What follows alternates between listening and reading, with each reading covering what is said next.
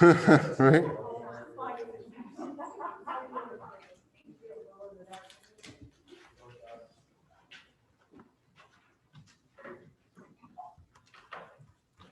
Okay, and I am pressing record.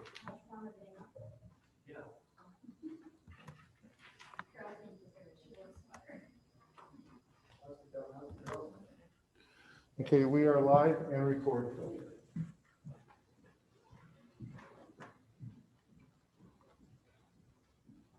All right. Good evening, everyone.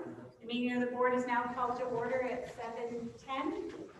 Before we begin tonight's meeting, I'm required to make the following announcement.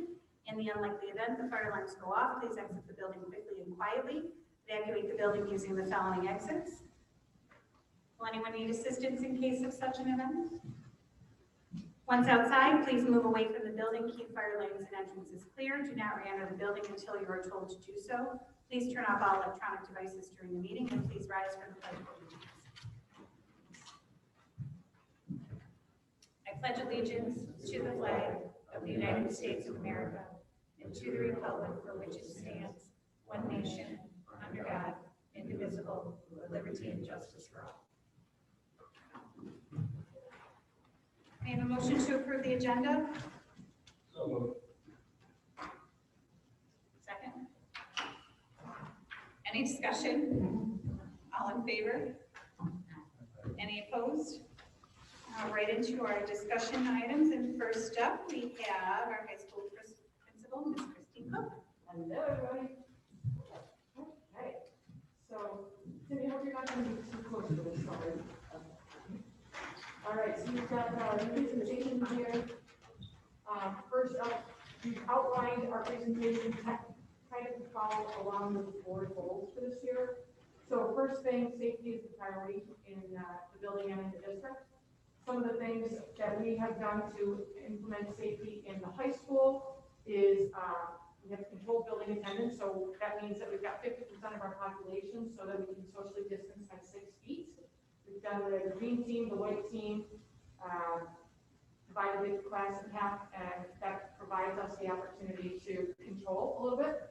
Masks, we give masks out at the beginning of the year, so everybody has masks. They can wear their own if they'd like, but they also can be assured that they all have one. Thermal scanners, which you all experienced when you came into the lobby, that takes temperature so that we are aware of anybody that might have an elevated temperature and can move them into a Department of Health protocol. Identification scanners, so those are the surveys, so that, health survey, so that you're asking questions and we can be sure that you're thinking about your symptoms and know what to look for before you come into the building.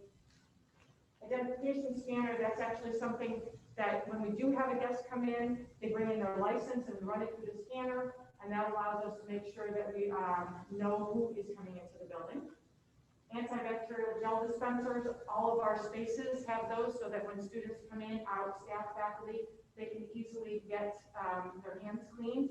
They also have bathrooms where they can use soap and water. Space lockers, when we were developing our schedule this year, one of the things that we did was we deliberately spaced even and odd. So our green team was one group and then the white team was another group, so that they're automatically, if they're using their locker, 2 away from the person next to them. Social distance seating, making sure that our seating is 6 foot so that we can ensure that we are following all of the guidelines. Limited access into the high school, so you come through the main entrance, and obviously you're stopped there so that we can do all of the precautionary things that we would like to evaluate. One-way stairwells, which you saw on our tour, some are up, some are down. There are equal numbers on both sides of the building so that kids can get up and down easily. The hallway spacing, you saw the taping on the floor, keeping the kids closer to the wall side so that they have the distance where they're walking to the hallways. Open classroom doors so that we've got airflow. Teachers are leaving their classroom windows open because there's a lot of flow going through the first and the second floor. And then prompt response to health flags. So should anybody come up with answering a health survey or an elevated temperature, they move right into the Department of Health protocols, which starts in the nurses department. Any questions on that? Okay. Technology, that was one of the other goals. So some of the things that we have done is flexible lesson platforms. So although we are issuing textbook and paper, we are also using technology as a resource. So teachers are taking their classes. They are looking for engaging videos, looking for resources to cement different concepts. These are available to our kids, so if they're in the building, they can come into the library and sign on to a computer and get the reinforcement. If they have technology at home, they're a resource for them at home and in the classroom. Distribution of technology to remote learners. Right now, we are in the process of evaluating who our remote learners are and what their technology needs are, and then looking to push out technology to that group, because that's the group that we don't see at all right now. So that's the biggest concern from the high school perspective. We want to make sure that we're supporting all of our students. So we're starting with that group.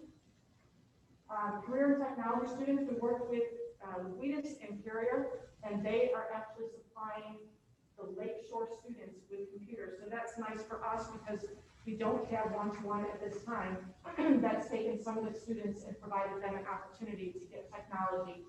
That's been very helpful. Flexible academic support. So we have teachers that have opened up their schedules so that kids that are not in the building have access to them either through Remind, through Google Classroom, through the phone, through email, and they are taking them anytime during the day for the most part. Especially the email component, if somebody reaches out and says, hey, I've got a question, they're responding and then setting something up with them. So the kids are getting a very quick turnaround time as far as the support piece goes. And it opens it up to really any platform so that if kids don't have a computer at home, they can use another way to access the teachers. And that's not to say that they are not also supporting the kids that are in the building. We have the Academic Learning Center, which is in the library back here this year. So kids are able to come in here periods 2 through 8 and meet with a teacher and get some academic support. And regular and frequent communication. One of the things that we did this year is we really requested all teachers to use the PowerSchool log. That is an opportunity for us to see some of the things that teachers are experiencing with kids as far as concerns and actually positives too. So we are able to turn around our support a little bit faster, so that has been a huge benefit as well. Technology question. Do you have any preliminary ideas as to how many kids are going to need technology? So we're rolling it out right now, and I'm sorry I didn't actually bring that number with me, but the remote kids, I think we were around 40 or 50. Okay. So no, that's not right. That's not right. They're closer to 90. Okay. I just don't remember of that group how many needed the technology. Gotcha. Okay. Thank you. Yeah, I can find out for you, Lucas, if you'd like. That'd be great. I appreciate that. Okay. Academic offerings. So we are continuing to look for ways to bring different platforms to our kids. So we have continued with our advanced placement. We actually brought in an AP computer course this year. It's our first year of teaching. Devin Asboth is spearheading that. That's very exciting because that brings another offering, and hopefully we'll get some more interest from our students. We also have added art. We added that last year, but there are different platforms within that art AP, and Katie Zittel is spearheading that and has opened that up a little bit. So drawing versus painting, and we had some kids do very well last year on the art AP. College courses, we're continuing to support the college courses. That's always a great thing. The AP and colleges, because the kids get college credit that can allow them to go into school, with a few credits ahead of their major. Academy of Business and Finance, we're continuing to support the. Oh, sure. Sorry. Can you hear me? Yeah. Yeah, just on normal. So the Academy of Business and Finance, we're continuing to support that. It's a fantastic program. Looking at the different transitions that we may be wanting to evaluate in the future. Career and technical training, so that's our carrier in Louis. We are really, really trying to encourage students to go into looking at some of those programs. There's a huge need for students to walk right out of school into jobs, which are very, very high paying. So we're hoping to continue to grow those programs. And with our new technology wing, we've got some opportunities to introduce kids at a little bit sooner age, maybe rope some more kids into that. Obviously, Regents that continues, and our ACT and life skills programs also continue. We're very lucky. We've got a nice array of offerings for our kids, and hopefully that reaches a lot of different interest areas. It's really important. Any questions on that piece? Okay, trauma. Trauma is another area that we are continuing to roll out in our district and in our building. This year we started with student surveys. It's a program through Panoramic Back to School. And the surveys in the initial September were based on just where are you right now? They were random, voluntary. When we move into the next level, which is late October, that's something that everybody will complete. And it lets us know a little bit more individually what your needs are and where you might be social emotionally. And then there's a follow-up to that in the spring to kind of gives us a little bit of, hey, have we helped you out? Or, are you still in a needs area, and identifies them so that we can reach out and support them. We also have done professional development in the high school. We have a team of about 25. And last year we actually started our year one of looking at different trauma programs. Kristen Sowers being the main one that we're using as a district, but we're also looking at other things that we might glean some ideas from. Obviously with COVID, we are a little bit derailed, but very excited because we started the year out reminding everybody in that first week that our focus is social emotional first, academic second. Wanted to make sure that our kids who haven't been in the building in months were okay, and what could we do to help them. So the teachers spent several days establishing relationships with the kids before going into the academics. Other things on that front? Well, I just want to make a comment really quick. So, you made a really important point that we've done a lot of work in the district over the 4 years on, trauma from classroom and social emotional learning. And you talked about it being derailed for obvious reasons, but now is the time where it's critically important. So how are we kind of merging those two things? I think just the way we started out the school year shows that it's a priority for us, I think. We made sure that the teachers were aware that you need to make sure that you're making a connection with the kids first. The survey also, although voluntary, most of the high school kids did it because we ran it through the PE class.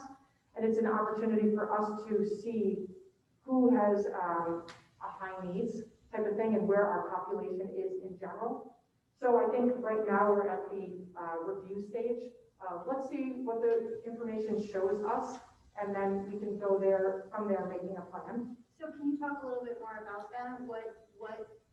Walk us through the process of how you review the data, what you're looking out for, and then how do you implement a plan? Who's implementing the plan? Is it going through guidance? Tell us a little more about that. So it's a little preliminary, but I'll tell you how I envision it to be. So right now we're waiting for the results of the initial survey, and that will tell us just an overarching feel for where the kids are. The next survey doesn't come into play until the end of October, beginning of November. So we haven't actually done that one yet. That's going to give us really hard information on individual kids. But right now, looking at when we get the results from the first survey back, we'll look and we'll see, okay, what percentage of our kids are often flying? What percent of our kids are feeling very disconnected? What percentage of our kids are looking for or are in need of some interventions? And that will help us to kind of feel where we need to focus some of our attention. Since I don't have hard data yet for that piece, it's hard to give you an actual plan. So the last thing I would say too is we're talking a lot here about, and I love what you said about our students, social emotional first, academic second, making sure they're okay. So we all know this is a really crazy and stressful and traumatic time, and I'm glad we're putting so much effort into checking on our students. What about our faculty and our staff? Because, they're just as stressed as our students. Are we doing anything different? Do we have any different professional development opportunities available to them? How are we making sure that our faculty and our staff are okay? So, again, it's still early in the school year, but I can tell you some of the things that we've done is focus on the positive, not the negative. So constant feedback to them, letting them know how much we appreciate them, all the great things that they're doing. We started the school year out with little candy bags in each of their our mailboxes, just trying to do positive things, messaging to them, you know, I think anything we can do. Also letting them know that we do have resources if you are feeling stressed. And then just the constant connecting and walking in the halls. I know Mr. Deanna, myself, and Mr. Basant all spend time checking in, walking into classrooms, how you doing, what do you need, and have even volunteered, hey, if you need 10 minutes, I'll come in and I'll teach you 10 minutes. We're okay with that. So whatever it is that they need, I think the dialoguing is the biggest piece. What do you need? How can we help? So as an example, on Mondays, it's a busy day, right? We're focusing on remote. Well, that's 100% of our population on Monday. So there's a lot of things going on, along with planning, along with, you know, trying to connect with each other, with their colleagues, and with their core curriculum. So some of the things that we've done is trying to get people that can copy, photocopy. So they're walking from room to room and they're saying, hey, do you have any copy? I'm going to take that for you and I'm going to bring it back. So anything that we can do that doesn't need for them to focus their time to offload a little bit. Thank you. You're welcome. Okay, and then communication, we're looking to seek feedback from our families and our community. We're listening to what they're saying. We have had a lot of parents call, and we're doing a lot of listening. What can we do to help you? You know, what is it that you think you're lacking? What's working really well? Because we want to know both sides. We're encouraging dialogue from families, from our staff, from our students, collaborating with other districts, because we're all going through the same thing. It's not just Lakeshore, right? It's across the U.S., it's across the world. So what can we learn from other people, both good and bad, right? Hey, we tried something and it didn't work, so don't necessarily suggest that, or this worked really great, and then we think about, oh, maybe that's something that we would want to adapt here. So a lot of conversations, a lot of reading, looking at different articles, just to see how things are going. Anything else on communication? Capital project, obviously, got a little bit of a sneak peek there. Phase 1 was a successful completion of the main office suite. Phase 2, a lot going on. We've got the ongoing construction of the addition, turnover of the technology classroom, late October to December, somewhere in that vein. Building preparation for phase 3, so we're already planning on, you know, how we're utilizing our space, where we're going to move people, trying to minimize the disruption in the building, and then design planning for phase 4. So a lot going on right now, but very exciting stuff, as you got to see. We're extremely grateful that we are able to be in all 4 phases, so thank you very much. And that's what we've got for you guys tonight. Any questions for us? I have a question. I should have asked sooner, but when you're talking about the back to school survey and how everybody's doing, are we looking for just a general overview of the entire population, like 20% of students are doing well, or are you looking at specific individual students and we would focus on student A, B, and C and get them more? So a little bit of both. It gives you a lot of data overall and individually. So I think we're looking for both. We're looking for anybody that may be really struggling that we need to immediately contact. We're also looking for how many people are really feeling like this. Is it 2%, 10%, 30%? We want to know all of that so that we know how we should respond. Perfect, thank you. You're welcome. Go back to AP classes for a second. I love that we're adding, that we added the computer class, the art class. I think that's excellent. Do we have like any plans in the works for additional AP offerings? And did we have to cut anything, or did we cut anything for AP? We did not cut for AP. I'm trying to think. We did not cut for AP. I feel very lucky that Melissa is so supportive of us, because she gives us a lot of opportunities to bring things into the high school, and that's really huge. What's the enrollment like for those, the computer and the art? The computer actually, I'm trying to think, it was 15 kids, I think. Yeah, it was very exciting. First year out of the gate. As you know, we've had Mindy Poles teaching computer applications for several years. So we were really interested in bringing up the next level for those kids to have an opportunity to go on. The art, that was Katie Zittel that actually brought that forward and said, you know, I took a seminar over the summer, and I really think that we've got some fantastically talented kids that would really benefit from this. She brought all the information, and Melissa and I worked together, and she's like, go for it. So that was really awesome. Yeah. I have a quick question, just not so much on the Terry front, but on the front here of busing. How has busing been going as far as your gut feeling, the amount of kids in percentage, what you typically see? Are more parents dropping off kids? I know we have a new construction site where we're doing this. Is it been flowing fine? It has been. I don't actually have a good percentage for you, though. I'd have to look at the data. Everything that I have shows that our buses are coming in full. But we definitely have kids that are dropping off. I'm just not sure if it's more or less than what we had in the past, but I can get that for you. We've always definitely had a I percentage. was trying to remember, Ray sent something out the other day, it basically did say that there are kids riding the bus. I thought there'd be more holes or pockets in our buses, but Yeah, that's why I they asked. actually added runs. Yeah. Yeah, You get bikes from all these schools. They're pretty They're full. using the bus. Yeah, they're definitely using the bus. They're coming in full. There's times he's had to call, especially on the way home, an extra bus because they're at capacity. Yeah, no, that's great. Thank you. Any other questions? Eric Rydell, I think he's watching, so hopefully he can hear this, but during this presentation, we can have Eric talk about Panorama. This will be his second year of implementation at the middle school, and so he can maybe show you some sample reports that we get. It's pretty cool. So we can ask him to do that. I wrote it down there. Yes, he's the spearheader in the district.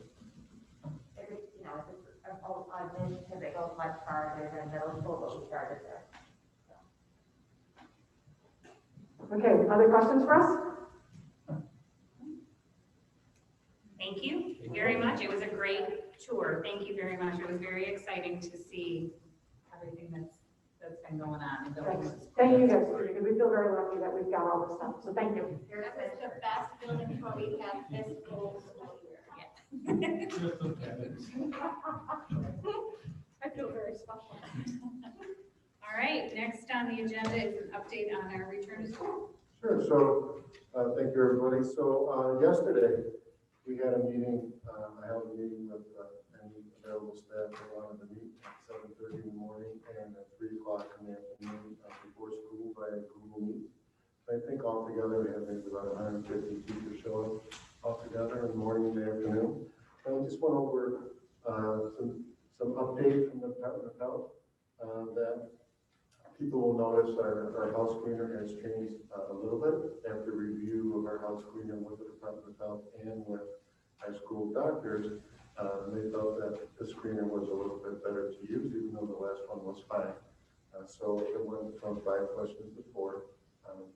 I had sent out an email to all the parents in the district that had email, also a robocall to let them know that there's more information on the website about any kind of a BOE update that might have just recently come down the pike. So we spent some time talking about that with the teachers. We talked about taking attendance and how we're managing taking attendance of kids that are remote and even our hybrid kids when they're bringing material back. And through the material return and through the touch points that our teachers have is one of the ways that we can track the attendance of those kids that aren't physically in school. As Christine mentioned, we just completed our tech survey, and we're in the process of delivering about 328 Chromebooks out to families, which will service about 500 students. So we wanted to be able to have at least one computer for families that were in need that we know of. So We're in the process of taking the carts that we're using in the buildings and just the department is re-imaging them and doing what they need to do in order to have them start being handed out to our families. Over the pause, we had lent out over 435 Chromebooks, and we received 99% of all of our devices back, which I think is really remarkable. And hands off to Jeff's department for getting all that work done.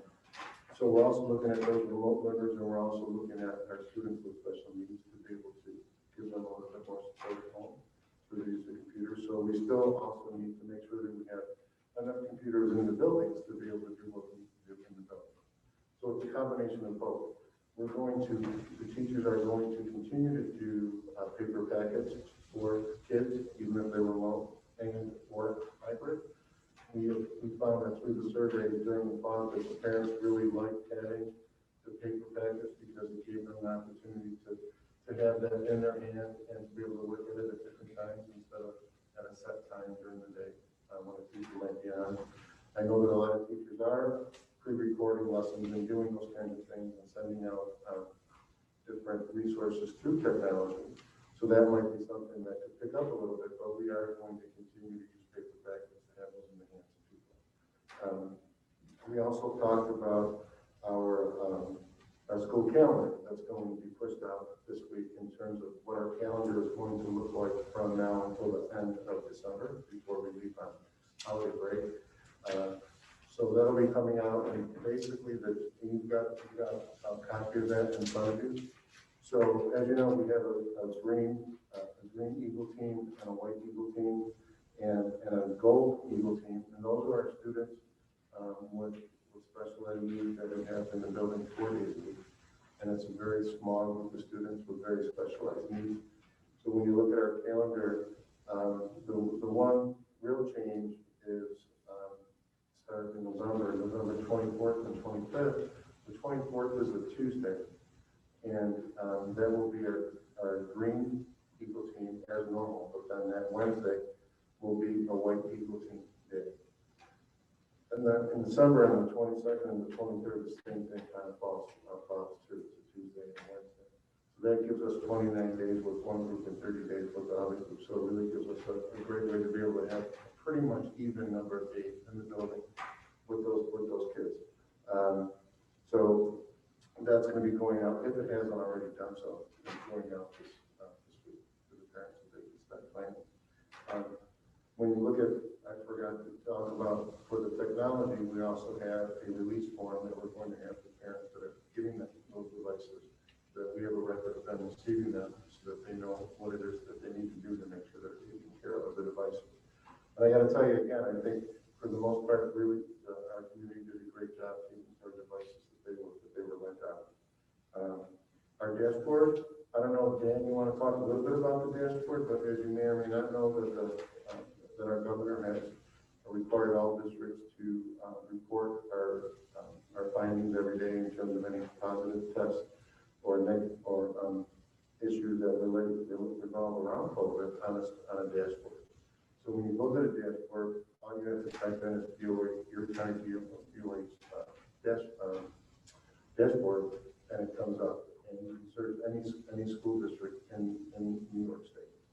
So when you go to ours, we have to have it done by 4 o'clock every day. And they added another column where there's also lab results reported. So those numbers and our numbers could be a little different from time to time because that lab report looks at zip code. It doesn't necessarily mean that's a Lakeshore student. So those might not always match. So if they don't match, it's not because we're not putting in the data correctly, it's because those students or staff members might not be Lakeshore employees. So that's why that might be a little bit different. Dan, you want to expound? Well, what you said. Okay, good. Yeah, the big thing to remember is that the data reported is for the zip code. It doesn't necessarily tag to the school district. Because we have students in the district that go to private parochial schools, and those will be included in our zip code. So just because you see, you might see a positive case on there, doesn't necessarily mean it's one of our students.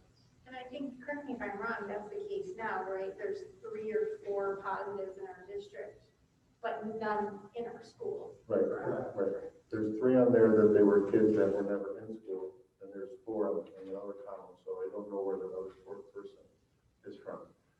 So These are kids that were remote kids? they were remote kids, they were never They in were the never building. here, But they know but that. the report card doesn't differentiate between It a does. child that It was does. in school or No, remote. it does. It does? Yeah. Okay. It's also important to note that we report the things we find out.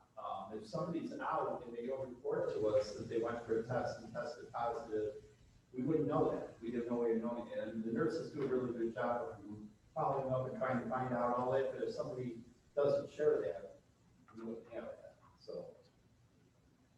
So just, I heard you, I thought I heard it different way, and I'm obviously wrong. The kids, the 4 kids that are positive, are Lake Shore students remote, or they're just in district? 3 kids were remote, Okay. kids that never came into the building, so they were 100% remote students, and I don't know who that 4th student is. Okay. You know, so it could be somebody that's not even 5 years old yet, it could be somebody who's 18 that graduated. It's not an in-person student. Correct. Correct, not an in-person It student. could be a St. Francis. Could be, sure. So that's where we are with COVID. So, you know, obviously we're being very careful, and we have a direct line with the Erie County Department of Health. I've sat in a meeting with Dr. Burstein's whole staff, and 3 other district superintendents, Dr. O'Rourke and Dr. Fusco from Erie One BOCES, and they're very, very responsive to the schools. And one of them actually even gave us their cell phone number, and we've called it a couple times when we've had questions. So we have a really good working relationship with the Department of Health, so that's a good thing for us. There's also a new grant that's out there to provide virtual learning centers. And the YMCA and a program over at the Holy Center and the Boys and Girls Club are going to be part of that virtual learning center program. So basically what it is, it's a grant that families need to use childcare or have a center to go to from, I believe, 8 to 2 o'clock during that school hour time. It's free of charge. So if they needed to have their child there a little bit before, a little bit after, then it would be some other type of fee. So whatever the fee that they would charge, you could pay through the grant. So I know that I talked with Jason over from the Boys and Girls Club the other day, and I know they're looking into it and getting ready to get started soon, if they haven't already, because there were still some things that they needed to work out. Because it came out so fast that there were even some companies that were listed on the sheet, they were still haven't worked out all the things that they needed to work out. But Is this funded through Erie County or like the CARES Act money? Is that? it's not through our CARES Act money, and it's a grant that was offered through, Every One BOCES actually is behind the grant, and they included all the districts that they service, either to be able to have our kids participate in the different sites. Okay. So it wasn't a grant by Lake Shore, we just did it at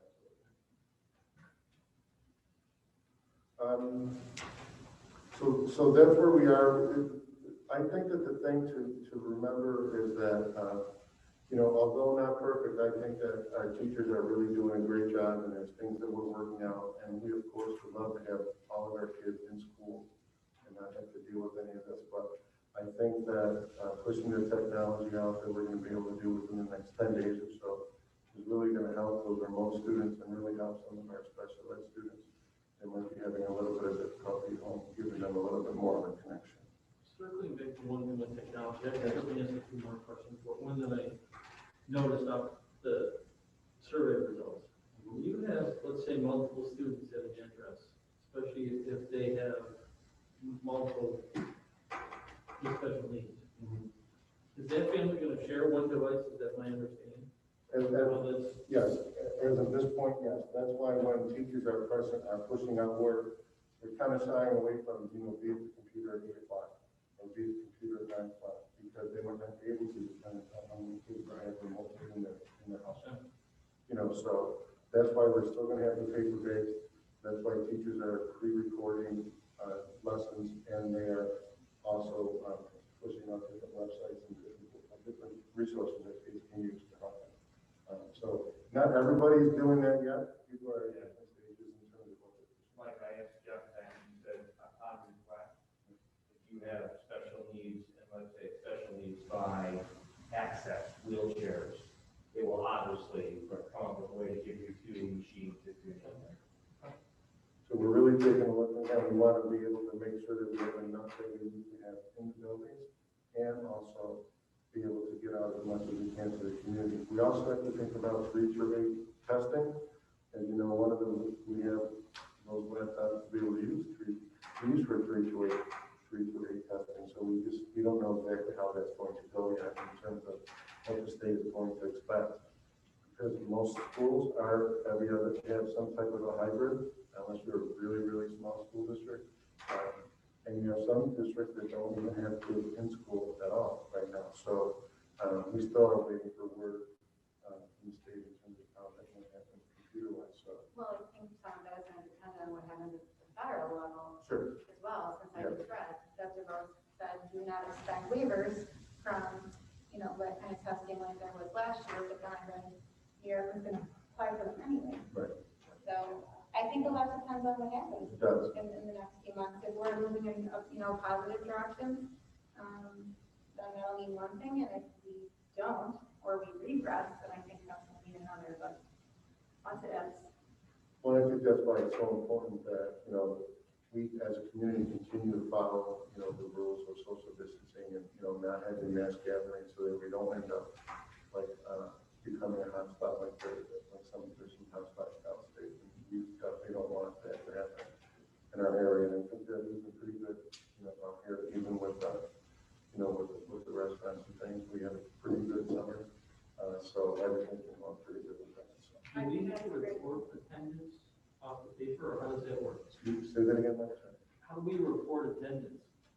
So we're still reporting attendance the way we have in the past. So when you look at a student that's remote, we're taking a look at through contacts with teachers and through the return rewarded. We're giving them a remote presence for handing in work and making those contacts. If they're not doing anything, and that's something that we are looking at, if we have students that aren't participating at all remotely, we have people that are out there, you know, making phone calls. And I, in fact, actually delivered some food to a family that were a little child who's totally remote. So we're going to keep reaching out to that family to make sure that everything's okay. So that's one of the things that we're looking at, trying to make sure that we're in touch with those remote students. I have 2 community questions. Sure. I figured this is the number 2, the 2 tops I've got in the last 10 days. How is the district answering, and maybe there is no answer, there seems to be a lot of rumors out there about if things go well, adding Monday as a day in. And the second question is there a certain date with the state where you maintain a level in which we're at, you can look at full time? Well, I think a lot of it depends upon the data in terms of the capacity you can have in the building. So a lot of that's going to come through the Department of Health and whether or not we can have more people in the building, and we have to worry about that 6-foot distance. Yeah. So in terms of having more students in the building, your guess is as good as mine in terms of the science and what they're going to be telling us what we can do. In terms of Monday, it's something that we looked at, but if we want to be able to continue to have those connections with the remote kids and the hybrid kids that have questions, we're not looking at adding Mondays anytime in the near future. It's always something that we're looking at. But again, when you do that, then we have to figure out how we will be able to help those remote kids and when will the staff have the ability and time to be able to help those kids too. So. I think that we would view that as kind of an, how do you say, logical next step at some point. I think it is depend on what the governor does with 6 feet, you know, and social distancing. I've been telling people 2021. I agree. Yeah. I agree with you Me too. completely. I think the reason our numbers are so low right now is because of the precautions that we're taking. And I think as soon as you pull up, you know, the precautions and people start mixing it together, it's just common sense to me at this time to go back to where we were like in April. Well, the big message to the community also is the perception is that it's our decision. Right. Well, it's really not, right? I mean, the 6 feet thing's not going away, so I tell people on that front, 2021. you've got, what, 38% of people saying, well, you can take the vaccine. Right. Yeah. So I'm setting expectations into next year when I have those questions asked. Yeah, I agree. Especially, even on Monday front. I don't Oh, see yeah. that anytime. Well, I think that's why we look forward to develop a calendar up until Christmas break. And we are sending out, we're going to be talking with the remote parents individually that are totally remote now for the elementary students because their trimester is coming up to see if there's any students that are remote that want to come back hybrid after the first trimester for elementary students. So if that happens, then again, we have to look at which class it is, which team they'll be in, either the green team, green blue team, or the white blue team, and how that's going to affect transportation. So some of the parents might say, yes, I want to come back and I'll drive my kid, because I want them to be in school for at least those 2 days. I'm comfortable with it now. You guys are doing a good job. I'm going to give it a try. Yeah. So that's going to be going out soon this month, to send something to talk with those families and see exactly where they think they might be when it comes. I think it's November 16th, or 13th, right around there is the end of the first trimester for elementary schools. Even though they were advised to trimesters, did we have many families reaching out, asking if their kids can start back on the hybrid or not yet? I think we've had a couple that I know at the elementary level and probably at the high school. Are you seeing any go to reverse, who were hybrid and now want to go? I think there's been a couple, that I've been sending you guys the number of kids enrolled, and it's been pretty steady, but there was just, I think, one more at the middle school, at Lot, that I found out. I did notice a little, it looked like from August to September, the numbers didn't bump up. There was a little bit of a jump, and now it's kind of leveled up. I think there could be a small Lamont jump after Christmas break. And just, People see it working, the numbers stay low. So we'll offer that same opportunity for high school after the first semester. So again, that will really take a look and see exactly how that's going to affect the classrooms and space, and what we might need to do internally to make sure we can accept those students. So that's my update. Okay, update on sports and extracurriculars.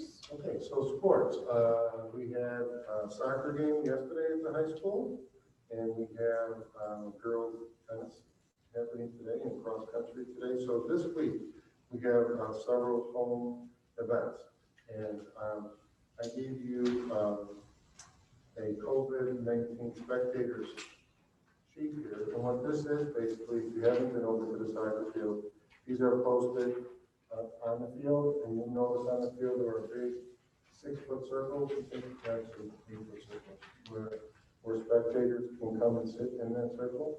And I gotta tell you, I was there yesterday, and people were really very good about wearing their masks. The only time I saw anybody without a mask really was when they were in their circle with their group, with their family. So I think the people were very respectful. They want to be able to be there, so I don't think they want to break the rules. And there was Officer Tabinis was there, and we had some chaperones, and there were a couple of times when they had asked somebody to put their mask on because they were someplace else, and it was not an issue. Sometimes people just forget, and you walk around and you put it down for a little bit. So I think it was really well done in terms of having people there. The indoors is going to be a little bit different. We're not going to be able to have anybody indoors watching swimming. So we're looking at a way to be able to have that recorded live, so that parents could either watch it on their phone or some other kind of a way to be able to watch it and have it taped, and then you can watch it after and post it to the website. The ECIC basically doesn't want anybody like in the building, as spectators, because it'd be very difficult to control. Some schools have no kind of spectator area or very limited. Ours isn't bad, but some districts don't have any. So in order to be fair, they're doing it that way so that there's no spectators performing, at this point anyway. In terms of clubs and things, just to give you an idea about sports. So we have cross country going, we have boys and girls varsity and JV soccer, we have boys modified soccer, girls varsity swimming, tennis, golf, and the sports that got moved to March are right now are football, volleyball, and competitive cheer. That's what's going on with those. In terms of clubs and activities, extracurricular activities, we're really slow rolling that out because we really want to limit the number of kids in the building before or after school. So right now, we basically have advisors for the junior, senior, sophomore, freshman class, student government, honor society, and the yearbook at the high school. And in the middle school, we have advisors for the 6th, 7th, and 8th grade, student government, the community service club, honor society, and the yearbook. So we haven't really expanded that list very much right now. We want to, again, take a slow roll. There have been some questions about music and expanding music, but again, we really want to take a look and take our time to make sure we don't have too many people in the building, because then we have to take a look and see how that would relate to our cleaning staff. When you have to have a bigger distance when you have kids in a chorus or in a jazz ensemble or any kind of a wind instrument. And they do a very good job spacing kids out during the day.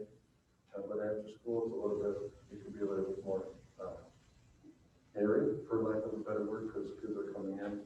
So if you had a rehearsal, you might have to have a kid. If you have a rehearsal on Tuesday, you might have a child that's a Thursday, Friday child coming over on Tuesday, Thursday. So right now, we're going to take a slow roll on that and really make sure that we're doing it in a safe way to be able to take a look at that down the road. So I know it's not, everybody's not going to be happy with that, but really our first priority is safety, students, and then our basic, educational program.